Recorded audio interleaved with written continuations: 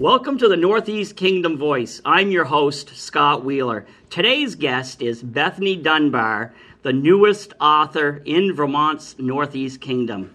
Welcome to the show, Bethany. Thank you, Scott. You know, it's kind of nice to have you on that side of the table because for so many years, you controlled the situation as the editor of the Chronicle, and you were my editor. So We go way back. we go way back. You know, those were really great years, though. I agree. We had a lot of fun. And Scott, you were just a brilliant reporter. We were always amazed at the stories you would come back with. But you know, the thing is I often laugh about how I ended up at the Chronicle. Most people, when they get hired, they've first applied. That never happened to me. I wrote an article just on my own volition, and next thing I know, I'm walking down the railroad track where the proposed bike path was going to go in Derby, and it's now the bike path. And this scrawny little reporter came up to me, who is now the famed Darren Perrin from WCAX, and he asked me my name, and I told him. He says, "Oh, we just hired you at the Chronicle." and I tried to assure him that he had somebody else, and he kept saying, no, that was you. And, well, one thing led to another is, come to find out, Darren was doing a little eavesdropping on a conversation, and he ended up getting most of the story right, but not all of it. So what was the real... hadn't quite hired you yet. Right. What was the real story? Well, the real story was you had submitted an article about Derby, and we were really looking to have more of a presence in Derby, and thought it would be so good to have someone who lived in the town who could write and who knew the town. And so we had a conversation about calling you. We hadn't called you yet, but Darren overheard it, and so there you go. The rest, as they say, is history. You know, another thing I remember in working with you is when I published my first book, Rum Runners and Revenuers, Prohibition in Vermont. It's funny how I remember things. You know, I don't know where I put my keys down 5 minutes ago, but I can remember conversations word for word almost from 15, 20 years ago is you were saying, "I'm so jealous. I want to publish a book someday." And now, let's go on to your book. All right. You have finally done it. I have finally done it, and I'm really excited about this. It's called Kingdom's Bounty, and it's about farmers and food in the Northeast Kingdom, which, as a reporter, I've spent a lot of time writing about farmers. I used to be a farmer, and photographing them. And so this opportunity came about because the publisher was at the fair one day with her daughter showing her horse, and I can probably find that photo that I took. It was, I think, almost 3 years ago now, and I had to get the name of the mother, and it turned out to be Nan Richardson, and she said, "Are you Bethany Dunbar?" And I said, "Yes." And she said, "Oh, I'm a photography book publisher. I really like your photos." And so I said, "Wow, great, we should talk." And this is the photo. This is her daughter. And we started talking then. It turned out that she had always wanted to do a local project. Her publishing company is based in Brooklyn. And so I had already interviewed many of these farmers, and so I was able to put these things together by already knowing some of these people. For example, the Azers and Jack Laser, a lot of the people who have done a lot for agriculture over the years, and also some of the new folks. And part of the fun of it was getting into Caledonia County because, as you know, the Chronicle mostly just covers Orleans.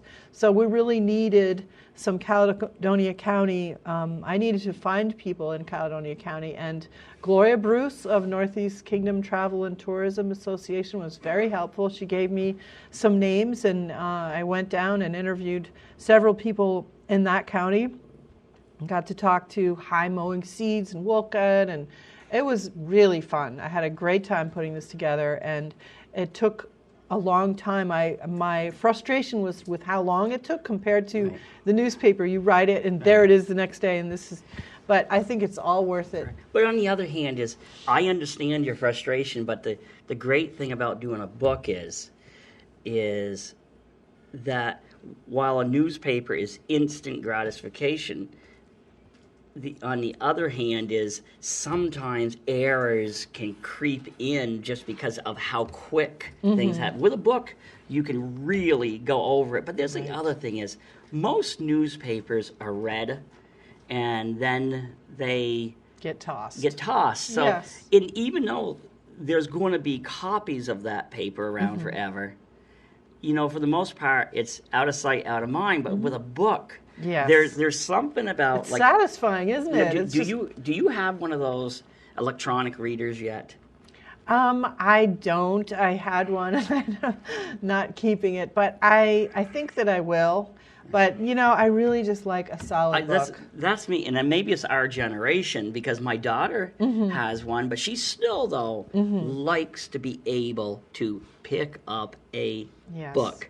Yeah. But we have to go with the times in a way, though. I mean, and it's true that at the Chronicle, we're really thinking about that a lot. Like, how do people want to read their books and their newspapers? We're as of when this airs, hopefully by then, if you look at bartonchronicle.com, it's going to look a lot different. We're really upgrading the website.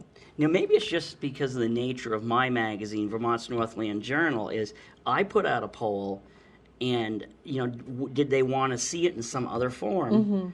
And everybody, with the exception of one, just wanted remain hard copy. Yes. But I think with me, though, it's different than the Chronicle. Mine is history, and it's just something you just want to hold. Right. I think most of our readers want that as well, but we feel that for the new generation, we have to be available online. We can't just say, oh, this is good enough, because we really need to be there for everybody in different ways. So we'll try. So how did it feel, though? Because I felt still great. remember how it felt. and it's the first book that really feels great, because I've done a couple other books since then, and there's nothing like that first book coming. When you picked it up and you saw your name on it, how did it feel? It felt great, and I have to be honest, part of me has been like, is this real? Is it real? And then when I got to hold it in my hands, it was just so exciting. Yeah. And I want to say one thing too about what you were talking earlier about errors and changes. This book has 200 listings in it. Right. So we did have, some things have changed. I guess I just want to sort of say that, we're hoping if it sells quickly, we'll do a second edition. But there are going to be some things that already are needed to be changed. And but you expect that with listings, though. Right, yeah. It's funny.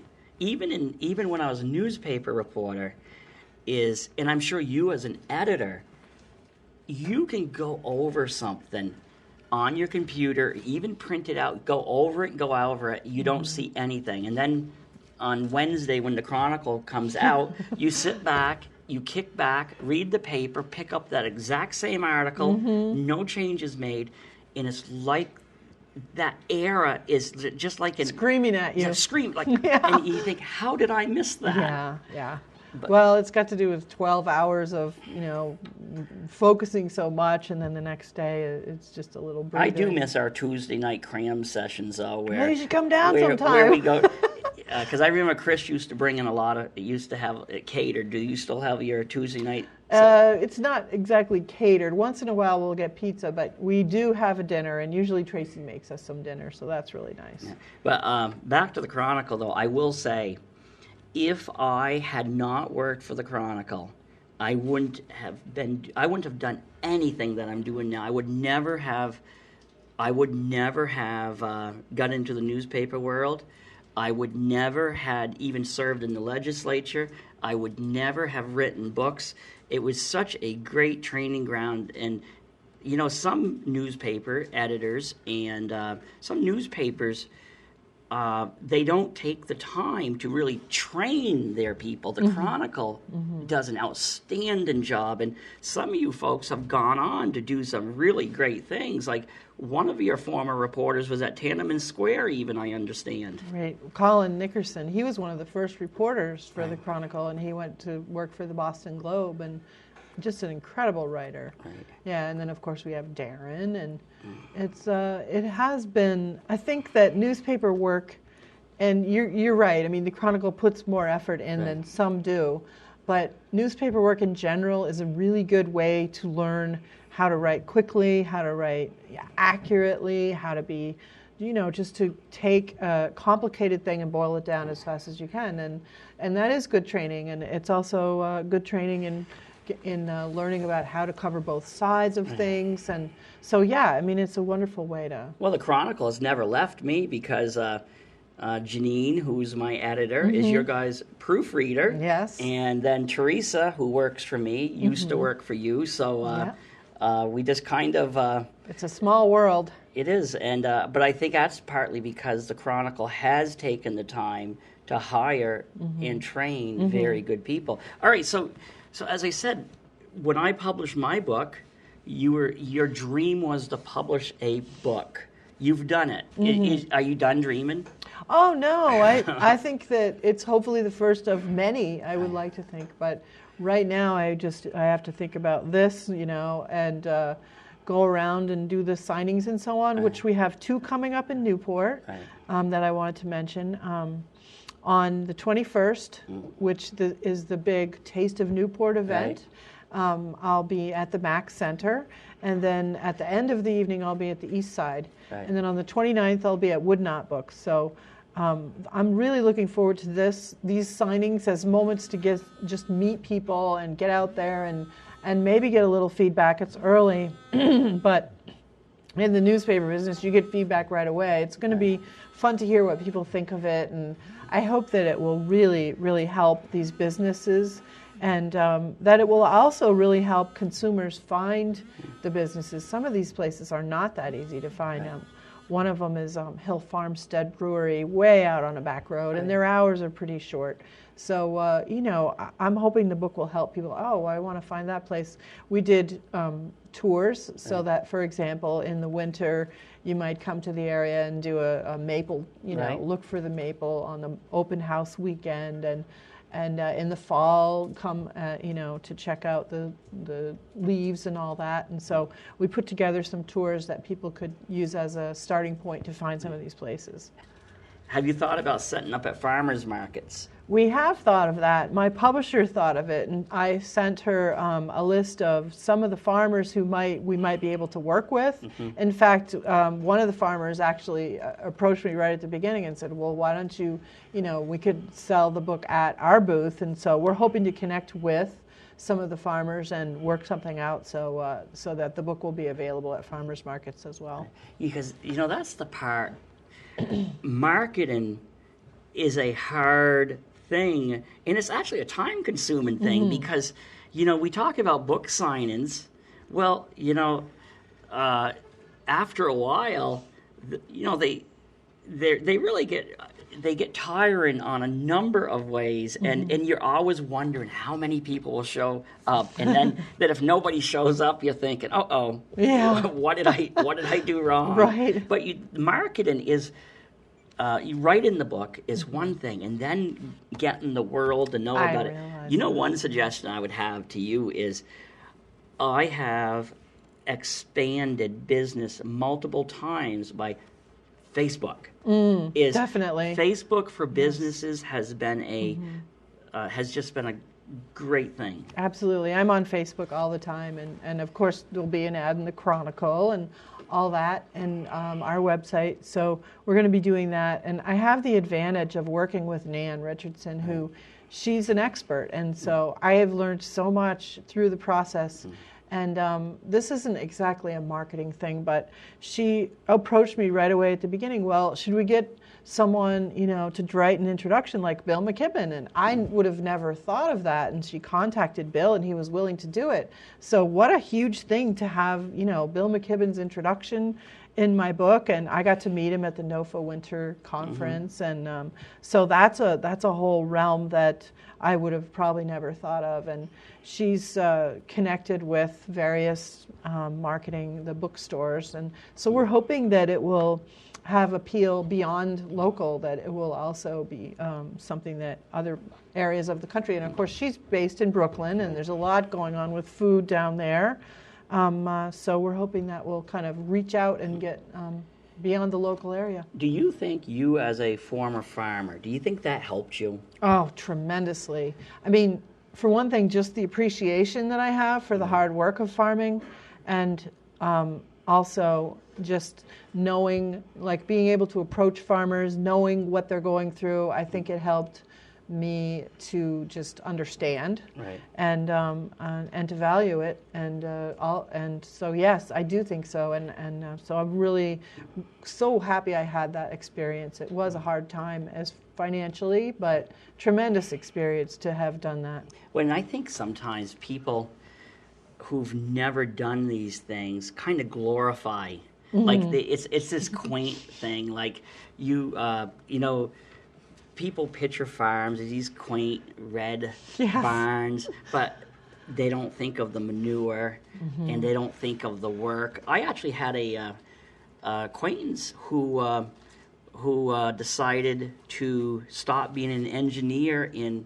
Connecticut because his grandfather once farmed, and but he was too young to remember it. But he moved up here, and you can probably guess how long his days in farming were.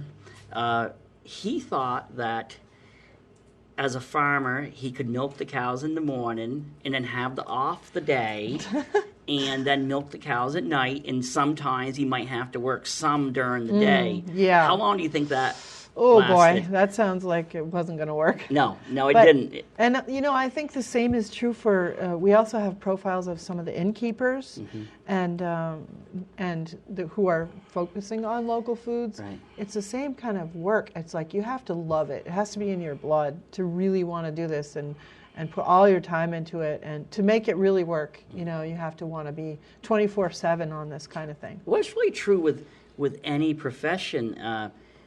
You have to love what you do. It's just like every once in a while, as both of us as writers, I don't know if you ever get this, do you ever get the idea that people don't think you work? Oh, yes, all the time. No, people have no idea how much work is involved in writing. Sure. And I don't know if do you ever write in your sleep? Because definitely. I have some of, I remember when I worked for the Chronicle, I would wake up in the morning with articles all written or a stumbling block. All Solved. of a sudden, yeah. Yeah, I have had that many times. In fact, with this project, it was a matter of, well, how am I going to work this in? And we had this format with 32 features, and so I wanted to highlight certain aspects of the growth of this kind of movement, and so I had to and I would wake up in the morning and go, oh, that's how I'll do that. Right. Okay, if somebody wants to buy the book, how can they go about buying it, and we can put it up on the screen for the viewers to see? Right. Well, we have it through the Chronicle's website. And what is that? And that is www.bartonchronicle.com. You'll see a little ad for Kingdom's Bounty on there. Right. And that's going to continue. Also, come to one of the signings. I'd love to meet people and sign a book for them. And they will be in the bookstores locally, probably by the time this airs, hopefully, or soon. Just keep looking. We'll be there. So who's the next Chronicle employee to publish a book? Because there was me. There had to have been somebody after me, but then Paul Lefebvre has written at least 2 books. Now your boss, Chris Braithwaite, has written a book. So who's next? Who's next? That's a good question. Tina hasn't written one yet, or at least hasn't published one yet. I wouldn't be surprised if she would get into that. I talked to Janine, who works with you. And when I signed the book, I said, "Are you next?" But she said, "No, I don't think so." But actually, her partner, Elaine McGalis, has just written a book about a mystery. So really, she's not close enough. Staff, but close, right? Right. Do you think all reporters, though? I don't think all reporters dream of writing a book, though. Do you? I don't know. It seems like I bet most do, just Right. because it's a natural progression. Well, I can do one thing, I can do a short thing, can I do a long thing, and can I pull it off? And so it's a challenge that I would think a lot of reporters would want to try. I'll tell you, how long have you been with the Chronicle? 25? 25. I'm not even sure. More Uh, than 25, I think. I could not imagine you leaving the paper because I'll tell you, from a person who left the reporting world, it's like you almost need counseling or some kind of withdrawal drug. I bet that's true. Because it's still everywhere I go, I travel, I see news. Yes. It just Yeah. it's really this huge withdrawal. This is nothing against the Chronicle, but that was a different chapter of my life. I owe everything to them, but as much as I like the news, I love my new chapter too, and I wouldn't want to go back to it. Sure. But I think Chris Braithwaite is an outstanding boss. He is. And He's incredible. I mean, he's got the right philosophy about news, and he's got a way of letting people do their job. He does it. He tries to not get in the way sometimes, and he has the right values. It's a wonderful man to work for.